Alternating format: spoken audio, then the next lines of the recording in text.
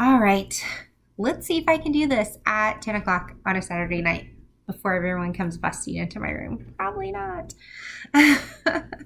So it is Saturday night after a very emotionally high, crazy, I don't even know, week. And I just got back from the movies with my littlest one.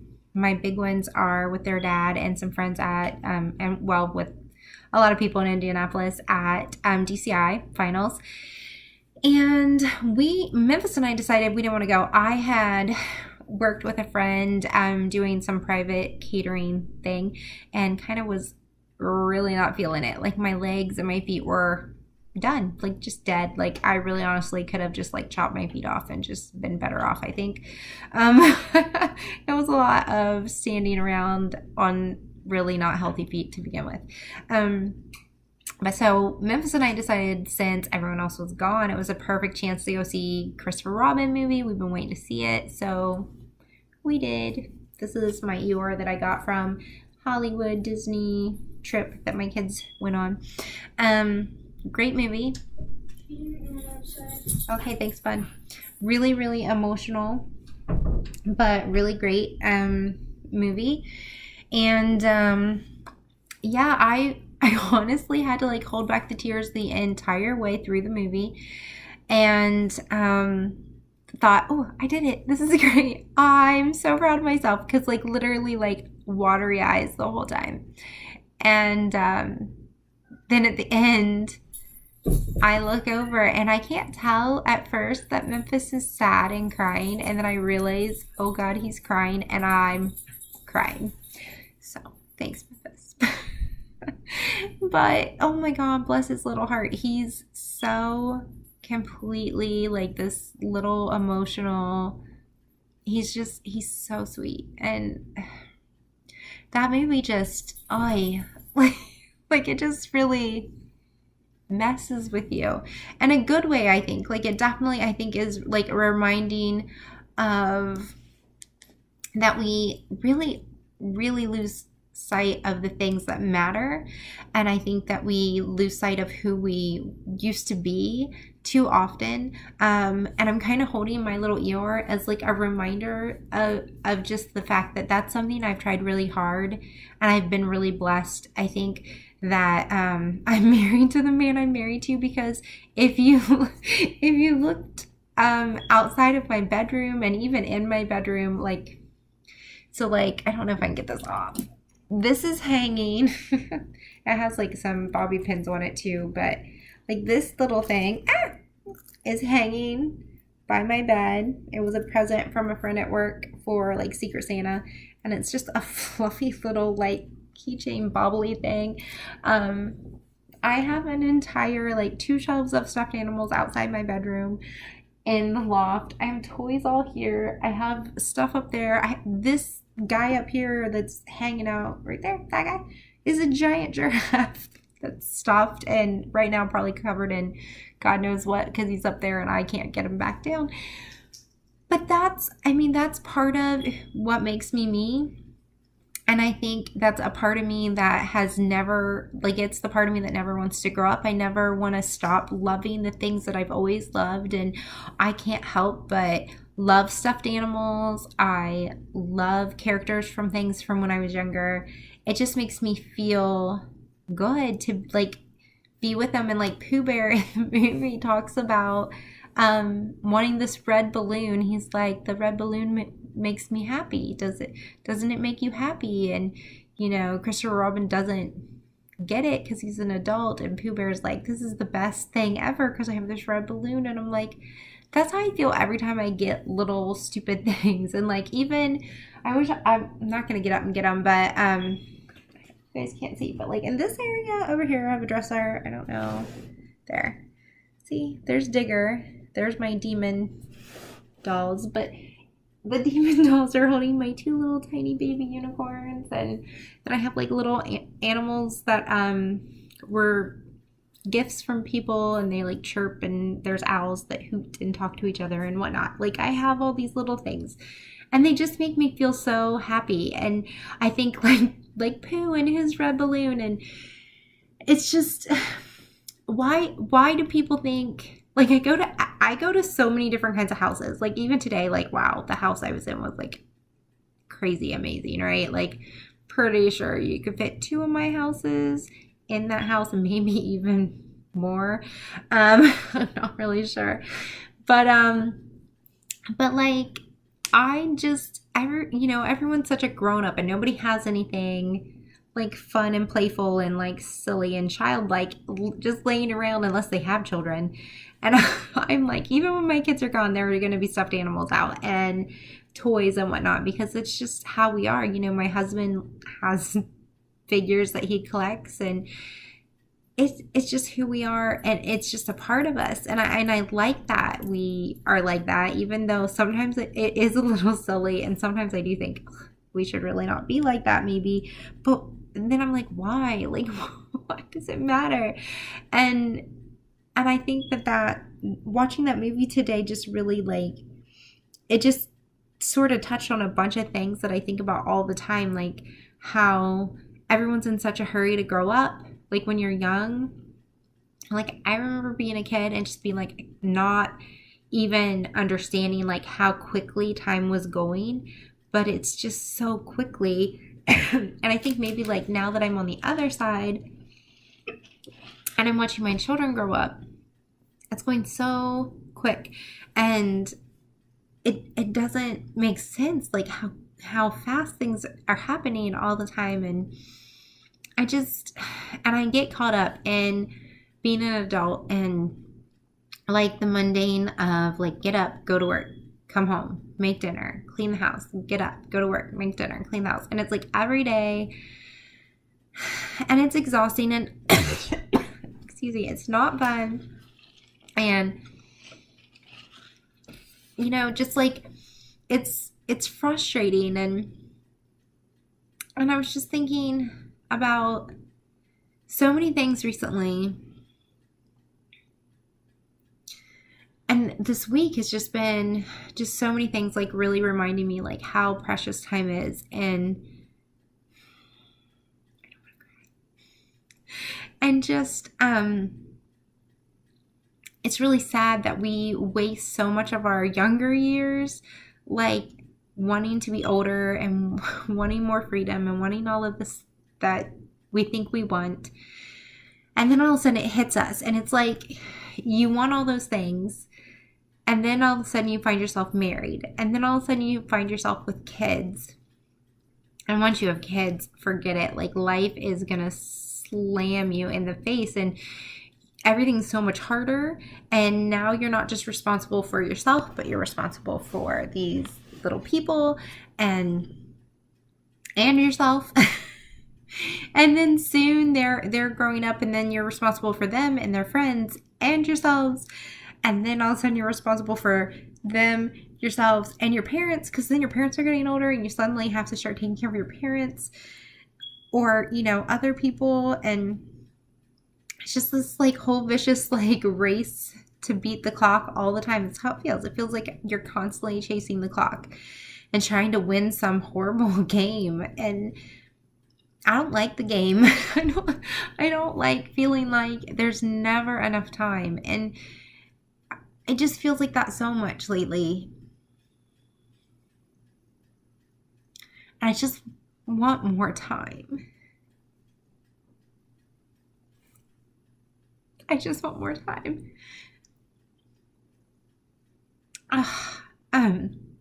There's never enough time. And then if you do have time, maybe you don't have the money to make some things happen. Because like this summer, I totally had time to like go visit, but I definitely didn't have the money to go visit my family back home. And I'm terrified that, dang it, that I didn't go home. And, everyone's getting older and there's a lot of stuff going on. And I'm so afraid that I'm going to miss out on moments with people who I don't want to miss moments with. And, I've had the unfortunateness of, and that's not a whole word, probably. I don't care. I just made it up. I'm unfortunate that I don't live near my family. Like I don't, and never, I'm in 20 years, I've not lived super close. The closest we got to live near home was 2 hours away, and that was great. And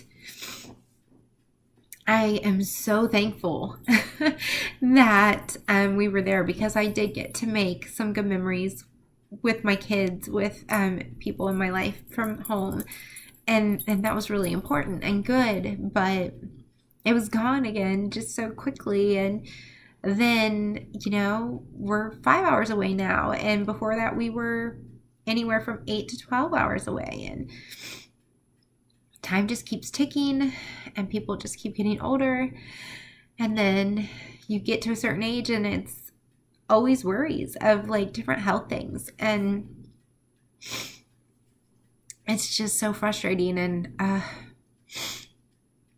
I just really am tired of chasing the clock, and I'm tired of trying to figure out how to make sure that I'm doing everything I can to spend time with people when I'm nowhere near the people that I want to spend time with in that manner. Like, oh, anyone who's watching this who's younger, like, you don't understand how fast it's going to go by. And maybe you do, maybe you've lost someone, but time just goes by so fast. And you think all these other things are so important, and you think all this other stuff matters, and really it boils down to like things that you didn't realize you wanted to know.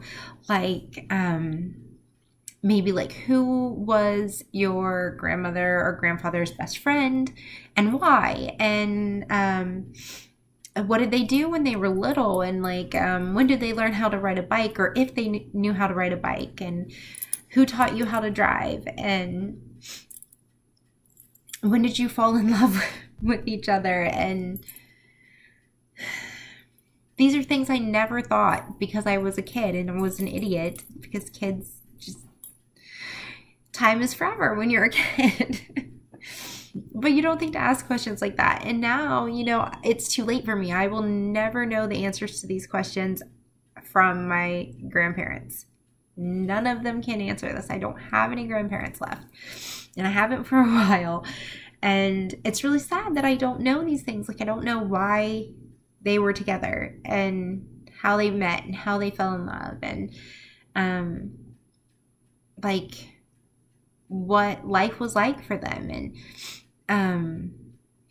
I don't know, like, there's things that I forget about that I maybe knew, and that drives me crazy. And it's just a sad part of life that, by the time you realize what's important, a lot of times it's too late.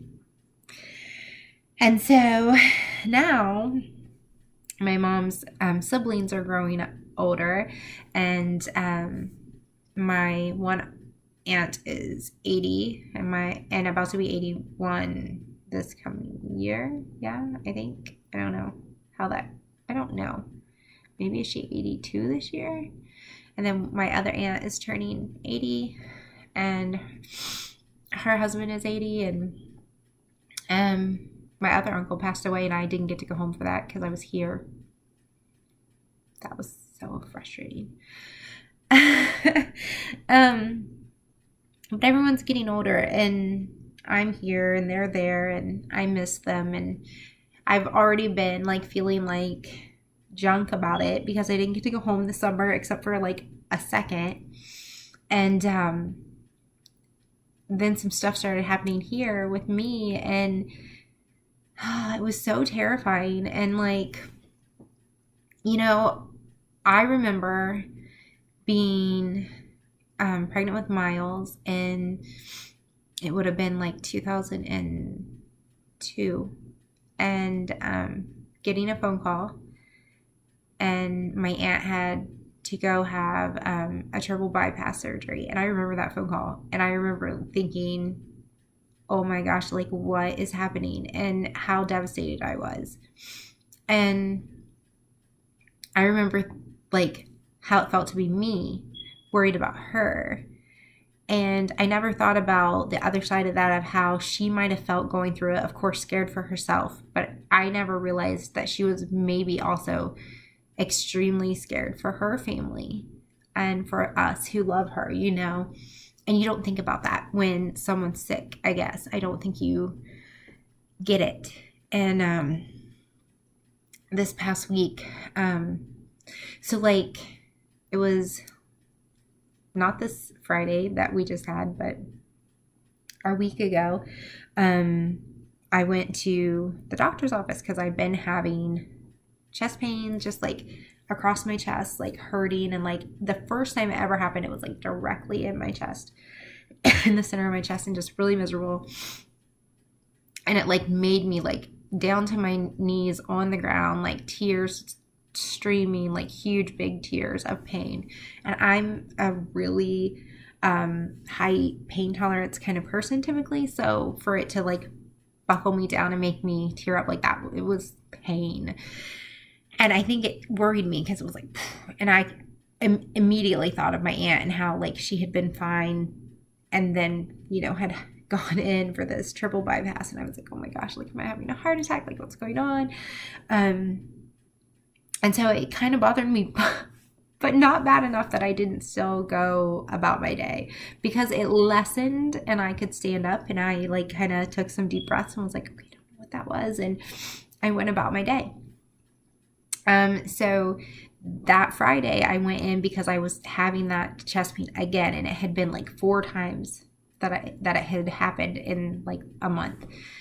And so I finally just like went in and talked to the doctor and was like, I don't know what's going on. And I'm just like, what is up? And so they did the EKG right then and there, like as I'm at the doctor's, because I was having pain, and it was fine. Like it was normal, no sign of heart irregularities necessarily. But like there was this little line that was there that could be a sign of tissue damage. And I'm like, what does that mean? So like I'm nervous and scared and just like, oh gosh. So they're like, hey, you know, if this happens again, go to the emergency room. And I'm like, I don't have time for that. Like I was starting school the next week. So the next week I have to, you know, start school. So that Tuesday, this, not this Tuesday, but the last Tuesday. Was it really? Oh, it's been like 2 weeks now. See, I don't even know, guys. I don't even know. So much time has gone by. So it was the 31st that I started school. So the Friday before that, I went to the doctor's.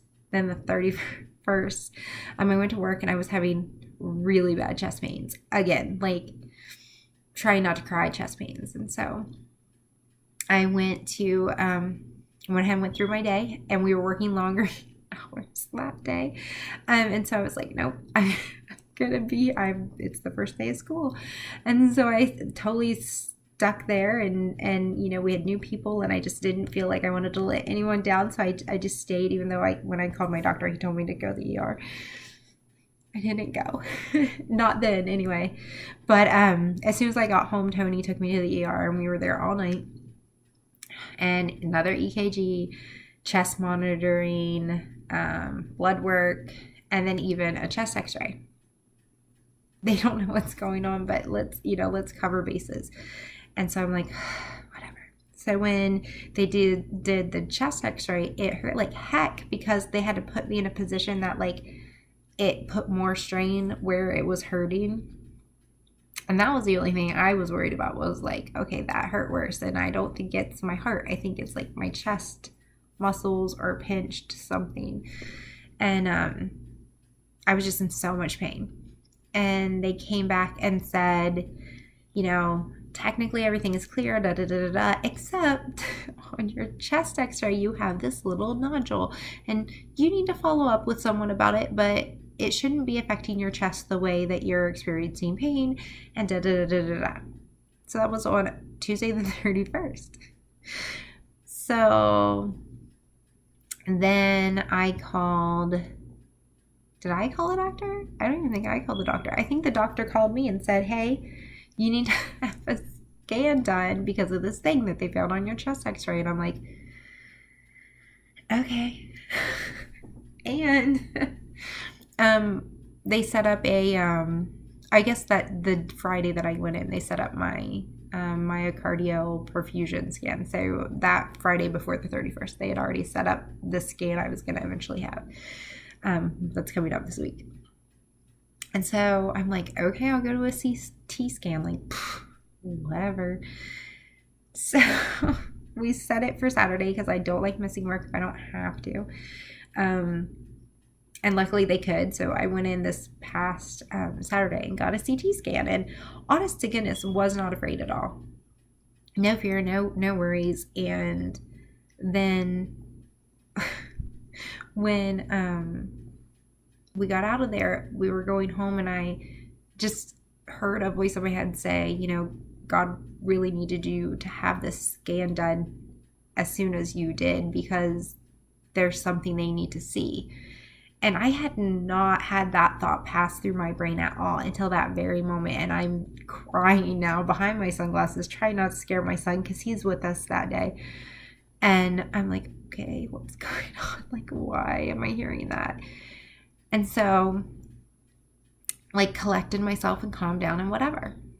Went to church, and people prayed for me, and I told them what I heard in my head and how I was kind of feeling like this was going to be something more than just a little nodule in my lung. And we have a history of cancer, so I mean, it's there, right? It's in my head. And I really, if I hadn't heard that in my head, that I don't think I would have thought that, but that's where I went. And because I was still really more concerned with why is my chest hurt. And so Monday came and no call from the doctor. And Tuesday came and says I hadn't heard all day Monday. And I was like, seriously, like, I want to know what's going on. I called this Tuesday morning. I called and left a message and was just like, hey, I don't know what's going on with my results from a CT scan. Can you guys let me know what's up? And like, hey, I just want to know. And so I work until like 2:30ish. That's usually when I am finally out of the school. And I saw a 317 number had been on my voicemail. And so I was like, oh, I need to see if that's the doctor or whatever. It wasn't. It was a message from the lung center saying I needed to come in and be seen about the results from my CT scan, and that the doctor had set this up and blah, blah, blah, and that they needed me to come in this Thursday and blah, blah, blah. And I'm like, huh? Because I haven't heard anything. I don't know what's going on. So I immediately am like, I'm just going to drive to the doctor's office. Because I hadn't gone home yet. So as I'm driving, I had driven the other way to go to the doctor's office, and they call, and the lady's like, hey, hold on. And then, the doctor wants to talk to you. And she's like, do you have a minute to talk? And I immediately know that this is not good news. And so I pulled over because I was like, oh God, they're going to tell me I'm dying. And I pulled over, and he starts talking to me, and I'm just like, what is happening? And I have never in my life ever been that afraid, because of course one of the things they mentioned that it can be is cancer. And it was so terrifying, like seriously, like so scary. And all I could think in that moment was, how am I going to tell anybody what's going on? I can't tell my family what's going on because everything else is going on. Because, my uncle's not well, and my aunt's not doing great, and my dad's leukemia is back, and my sister has a lot on her plate. And I'm thinking, my mom can't handle this, and oh my God, how am I going to tell Tony and the kids? And I mean, I just can't handle it. And I just am, then like they're trying to set up this appointment, and I'm trying to figure out like, how am I going to do that? I needed at work at that time, and I don't want to miss. And he's like, no, you have to go to this appointment this needs to be done as soon as possible because you need to have a biopsy. And I'm like, I have chest pain. It's here. Like, it's not, what is happening? And I still can't even like begin to wrap my mind around what went on, you know? And it could be totally nothing. We did go to the appointment, and what's going on with me could be totally nothing. And that's awesome, you know, that it could be nothing. But like, I cannot imagine how scared the people are in my life who are sick. And I mean, like, I really do think there is something to be said about getting mad and getting just, I'm sorry, but like pissed off and just not being willing to take what they're selling you and to just be like, no, and like fight against whatever it is. I think there's power in that. But I think you have to be super proactive too, and like know what's going on and learn about it and understand it as well. But I think if you just sit back and get depressed, then nothing's going to get better. I mean, that's a given, right? And so it's just been such a week. And so that Tuesday when we got all that information, I mean, I was just, and then we had Bible study here that night. And I was just like so out of it because I went into shock and like was shaking, literally like quiver shaking all the rest of the day, like from like 3 o'clock in the afternoon until I finally passed out that night. I was just like in complete shock, and then had to go to school the next day and was like, I don't want to be here right now. I just, not because I wanted to wallow in it, just because I was so exhausted. And so I was drugged a little bit. I did take medicine to kind of make me stay calm for the day. And even without it, though, I was just in this state of every day is important, and every interaction we have is important, and everything we do is important. And it's so vital that we are positive and that we're spreading love and, you know, investing ourselves into that, like to really like put forth an effort to spread love and to not become so caught up in the mundane that we forget how important everything we do is. Everything we do is important, even if it's something stupid to us that we don't realize what the importance is. I guarantee there's some big reason behind it, because that's just how it works. And so I went about the day that day and kind of got through it. I felt kind of like sick most of the day. And we weren't telling our kids. You know, I told a few people, but I wasn't telling the kids for sure until we knew what was going on. And so that was Wednesday. And then Thursday morning was my appointment. So we got up and I didn't eat, and we went into the cancer center is where my appointment was. And I was just like trying not to let it get to me and trying not to be scared. And I thought I was doing pretty good until I sat down in the room and there was like literature like on the corner of the thing, just like they were waiting to give it to me. And it was all about lung cancer. And I was just sitting there like, I don't smoke. Like, this is not okay. I don't smoke. This isn't happening. But of course, I'm from the Mid-Ohio Valley, which is Cancer Valley. And of course, I've been poisoned with C8 forever, like my whole life in Ohio.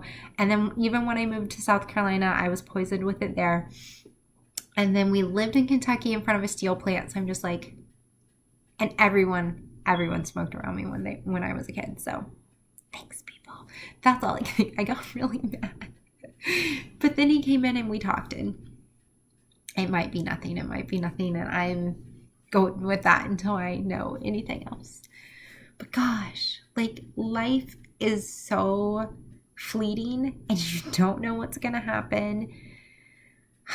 Why are we, you know, like not investing ourselves into good things? So like take the time to know more about the people who matter in your life. Like, get to know your grandparents, get to know your aunts and uncles and your cousins, and visit with your family. You know what drives me crazy? It drives me crazy that people don't visit each other. It drives me crazy. Because whenever I am home, I literally bust my butt to try and see as many people as I can. I do not waste time. I'm like, nope, I gotta visit everybody because I miss everyone. And so this weekend was kind of just like such a good thing this weekend with everything that happened this week and how I've been feeling. I got a little piece of like home, even though it was actually our family. Because we're military and we've lived everywhere, we have kind of people who we claim as family. I think more so than like average people. I think if you're military at all, you understand. But so with DCI going on, we happen to have two of the kids that my daughter went to school with, and we were close with the families. They ended up in the same DCI troop, and so it was really like wild because they don't actually live in the same area. So it was really funny that they ended up together, and they all went to school together in North Carolina. And so they were here this week, and we were so excited, and we got to go sort of kidnap, not really, but like he had free time. So we went and got one of the kids, and he hung out yesterday, and we haven't seen him in 6 years. And it was such a good thing. And I was like, oh, it was so good. And it was so beautiful because I have pictures of them all together, and it was like no time had passed, even though everyone is all grown up. And then today, I'm going to cry again. Then today, some friends came to visit us today. And even though we had seen the dad and the son last year at the same time of year, this year, Mom was here too. So it was the whole family, and it was great because we're all friends, and we're military friends, we're church friends from North Carolina. And it had been 4 years since I had seen her. And so when she gave me a hug after the week I've had, it was just such a good hug. And you don't realize how much you miss people until, you get to see them again after a long time. And this happens a lot in my life because everyone that I know and love is not close by. And not that I don't have great people here in my life. I have really wonderful people here. But some of these people, the things that we've gone through together is a bond that is just so special. And so what a great way to like kind of end this week for me with everything that's been going on and how important everybody is to me, because everybody in my life is so precious. And even before this scare, and even with everything that I still have to go through to find out that everything's okay, because I'm sure it's going to be okay. It's just everybody is so precious, and I'm so blessed to have all these people in my life. And today we went to see this movie, The Stinking Christopher Robin. And it was just like the end of it all. Like I just couldn't. And I did so well holding it together. And then my stinking kid is sitting over there crying at the end of the movie. And I'm like, why? Why are you doing this to me? You guys, time is so precious. And all I want to do, all I have ever wanted in my whole life, this is no exaggeration, all I've ever wanted in my whole life is love. And to spread love and to show love and to get love. And I am so lucky that I have the people in me and around me and who surround me with love. And I'm so happy that I get to share my love with other people, because I mean, honestly, that's the only thing I've ever wanted to do. And I think that's partially why it's never bothered me that I was not some super important like CEO or I don't know, whatever. Like it never really bothered me, because as long as I am able to love on other people, then I'm happy. So I guess all that I really want this video to show is that I'm a big crybaby. No, is that just like, don't forget who you were when you were younger. and not so bitter. And, you know, if you're young, don't be in such a hurry because it's going to go by so fast. And take the time, you know, take the time to learn about the people in your life and hear their stories because you're going to want to know that stuff someday. And write it down. Write it down if you actually get that information, because trust me, you're going to want to know that stuff someday. And if you're getting older like me, and you know, just don't lose that love and that light that you had when you were younger before things got crazy hard.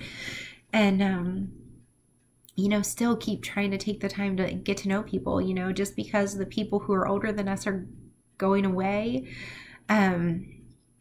or you know, even if it's just that you don't see them that often, there's so many other people in your life. I'm sure the younger generation want to know about you, and maybe you should get to know them.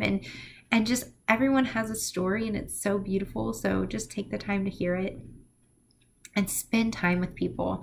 If you have family or friends that you miss, write them a letter, send them a video chat, do whatever you have to do, stay in touch, and don't forget how important that is, because you don't want to wake up one morning and realize that you don't get that back. You're not getting that moment or that chance that you wish you had. So, all right. Let's see if I actually get this posted soon. But thanks for listening to this extremely long video and watching me be emotional. I'm sorry. It's just been a really long week, and I'm hoping for all good things to come this coming week. So we'll see. And hopefully I'll be able to make another video and talk about that. Night, you guys.